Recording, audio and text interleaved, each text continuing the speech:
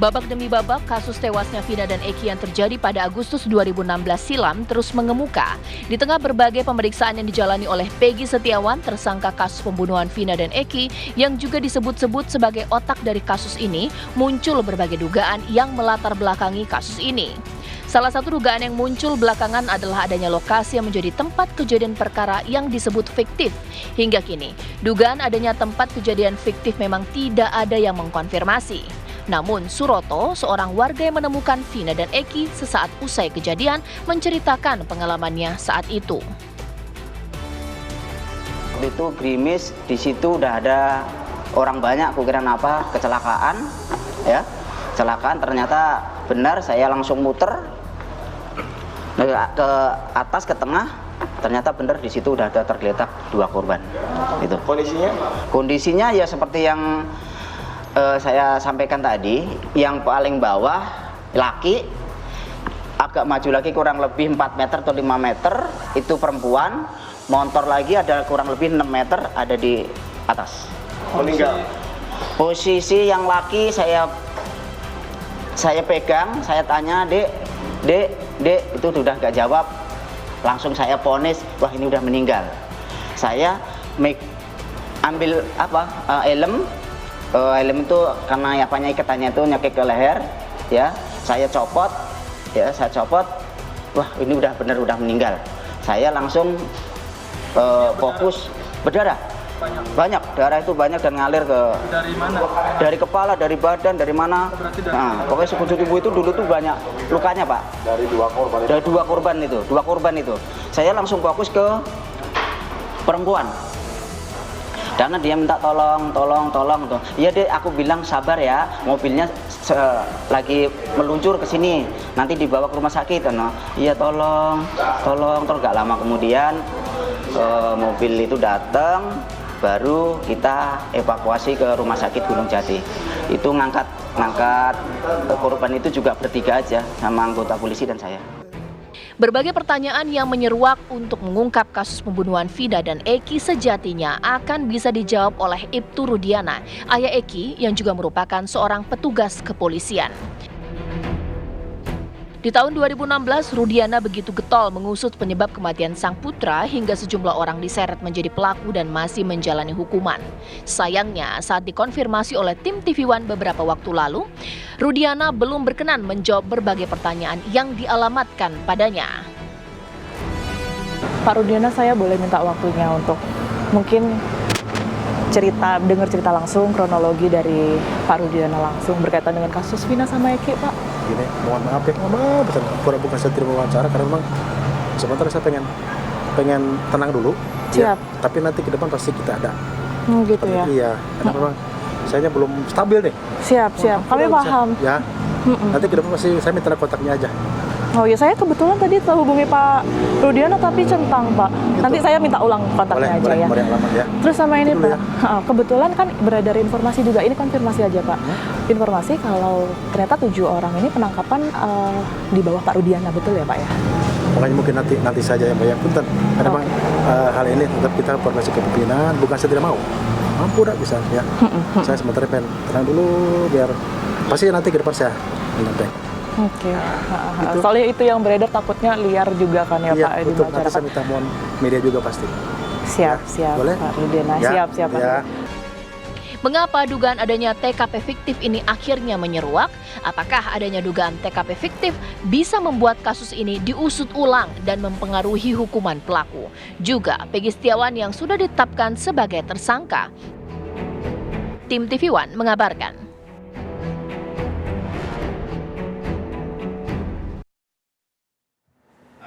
Meski memang ini baru dugaannya pemirsa ya, bahwa ada dugaan TKP fiktif dalam pengusutan kasus Vina dan Eki, kematian Vina dan Eki 8 tahun yang lalu. Dengan berlandaskan dari dugaan-dugaan yang memang sudah dikeluarkan atau dikomplain dari pihak kuasa hukum, khususnya dari Peggy Setiawan pemirsa. Yuk malam hari ini mari kita dudukkan permasalahan jika memang benar TKP sebenarnya berbeda dengan TKP yang menjadi dasar penyidikan 8 tahun lalu, bagaimana nasib dari beberapa orang yang sudah menjalani hukuman, bahkan kasusnya sudah inkrah, bahkan juga penangkapan Peggy Setiawan. Itu yang akan saya bahas di Apa Kabar Indonesia Malam. Malam hari ini di Studio TV One sudah hadir kuasa hukum dari Peggy Setiawan, Mas Marwan. Selamat malam, Assalamualaikum. Waalaikumsalam, Ya. selamat malam Mbak. Saya juga telah tersambung dengan beberapa narasumber saya yang sudah tampaknya hadir lewat sambungan Zoom, mulai dari yakni pengacara dari Saka Tatal, yakni Bang Farhad Abbas yang masih saya tunggu. Selain itu juga pakar hukum pidana kita Prof. Hipnu. Selamat malam, Assalamualaikum. Dan sudah hadir juga di sana Komjen Pol Purnawirawan Susno Duaji. Selamat malam Pak Susno, Prof. Hipnu. Assalamualaikum.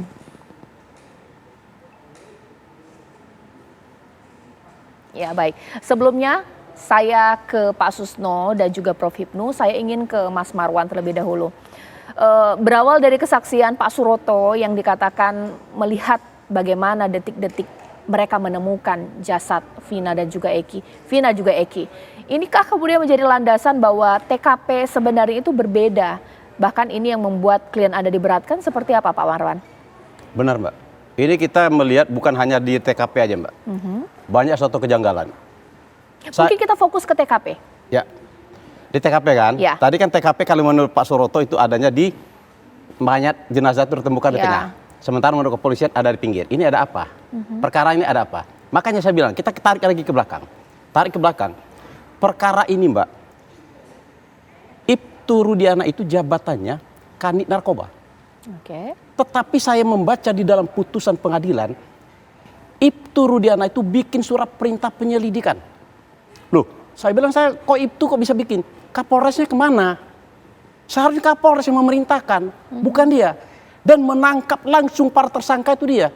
Nah inilah Mbak menjadi, makanya saya bilang, berulang kali saya sampaikan kepada Kapolri. Saya ingat pesannya Kapolri. Kalau mau menjadi sahabat Kapolri, kritiklah Kapolri secara pedas. Saya kritik Kapolri secara pedas karena saya ingin menjadi sahabat Kapolri. Di sinilah saya bilang, ayo Kapolri kita benahi. Kita benahi ini di dalam hal ini Kapolri. Tapi ketika TKP ini berbeda atau ada dugaan fiktif, sebenarnya kan tidak bersinggungan langsung dengan penangkapan klien Anda, Peggy Setiawan. Itu mungkin berpengaruh untuk 8 terpidana lainnya. Ini seperti apa? Ada Mbak. Apa? Bukan tidak ada ini. Ini makanya saya bilang, pernah saya sampaikan dari orang Polda, dari Polda sendiri mengatakan, kalau si Andi sama si Dani adalah fiktif. Berarti perkara ini fiktif. Kalau fiktif ada berpengaruh ke klien saya. Tidak usah ditangkap, jangan ditangkap dong klien saya. Ini kan fiktif, perkara fiktif. Buat apa kita perlanjutkan? Oke. Makanya sekarang kami meminta agar penangguhan penahanan. Saya tidak ikhlas Mbak. Yang ngebunuh itu harus dihukum. Harus dihukum, tetapi jangan juga saya bilang, orang tidak bersalah, mentang-mentang dia lemah, dia akan jadi kambing hitamkan. Nah seperti inilah yang akan saya perjuangkan Mbak. Oke, sekarang saya ke Pak Susno, boleh ditanggapi Pak Susno mengenai peran dari Ibtu Rudiana, Bapak sebagai mantan Kabar Eskrim, apakah sangat fatal begini? Kita tidak mengatakan bahwa ini pernah dilakukan atau bukan menjadi rahasia umum lagi, tapi kalau misalnya kita lihat ini bagaimana Pak? Seorang dari Direktorat Narkoba tapi mengenangani kasus krimum seperti ini, bagaimana Pak Susno? Saya tidak berani menjustis ya, tetapi saya menilai apa yang terangkat ke permukaan lewat media, baik yang disampaikan oleh advokat, yang disampaikan wartawan, maupun langsung oleh para saksi. Jadi perkara ini saya beranggapan kalau TKP-nya fiktif, kemudian DPO-nya fiktif, kemudian jalan ceritanya banyak dipengaruhi oleh saksi-saksi yang diarahkan, berarti itu fiktif juga. Kemudian apakah betul Pak Rudiana yang bukan penyidik kriminal umum melakukan upaya-upaya paksa yang bukan tugas kewenangan dia. Jadi ini kan berandai-andai ya, karena saya tidak memeriksa perkara ini, tidak mengaudit, tidak apa-apa. Kalau betul itu terjadi, maka jalan cerita yang naik ke persidangan adalah cerita fiktif. Nah, jangan heran kalau ada DPO fiktif, dan saya khawatir kalau ada tersangka fiktif yang akhirnya menjadi terpidana fiktif dan nangkap lagi tersangka fiktif lagi. Nah, ini yang berhak menilai siapa? Masing-masing institusi kan punya aparat yang menilai untuk melakukan pemeriksaan, baik audit maupun eksaminasi. Yang kita kenal ada Propam, ada Irjen, Inspektorat Jenderal, dan ada juga yang namanya Kompolnas. Demikian juga di Kejaksaan, demikian juga di pengadilan. Tidak apa-apa, lebih bagus kita mengakui kesalahan dan untuk perbaikan ke depan daripada menghukum orang tidak bersalah. Tapi ini berandai-andai ya, saya tidak menjustis bahwa polisi salah, jaksa salah, hakim salah, tapi mari masing-masing atasan, sebagaimana dikatakan tadi, Kapolri, Jaksa Agung, Ketua MA, Komisi Yudisial, Komisi Kejaksaan, Kompolnas untuk mengaudit. Jangan nanti berkilah ya. Biasanya berkilahnya begini, wah ini sudah inkrah, sudah benar, tidak ada jalan lagi. Ingat ya, saya katakan hukum yang tertinggi itu adalah keadilan. Bisa saja orang dihukum karena salah pengeterapan. Contohnya banyak, Sengkon dan Karta sudah ada. Baik. Jadi tidak apa-apa, kita mengakui untuk mengadakan perbaikan. Ya. Oke, sekarang saya ke Bang Farhad Abbas, kuasa hukum dari Saka Tatal. Mungkin ini sangat berpengaruh ya ketika TKP fiktif ini menyeruak, sementara klien Anda sudah menjalani hukuman, bahkan sekarang sudah menghirup udara bebas. Tapi ketika ini diungkit lagi nih, bagaimana nih Bang Farhad? Ya, selamat malam. Selamat malam semua yang hadir. Saya melihat atau tidak mau berandai-andai. Setelah saya melakukan eksaminasi terhadap putusan ini, awalnya saya melihat kejutan-kejutan.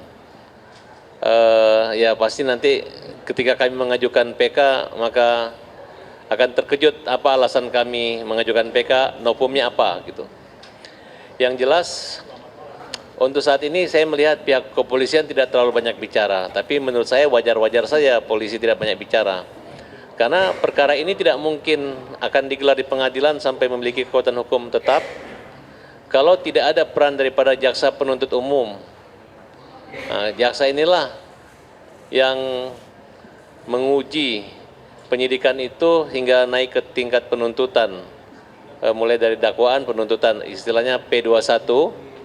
Nah, kemudian kalaupun terjadi banyak kesalahan penyidikan, kalau kita dapat hakim yang baik, hakim yang benar, sepintar apapun, pintar apapun mereka merekayasa perkara ini, pasti hakim itu akan membebaskannya.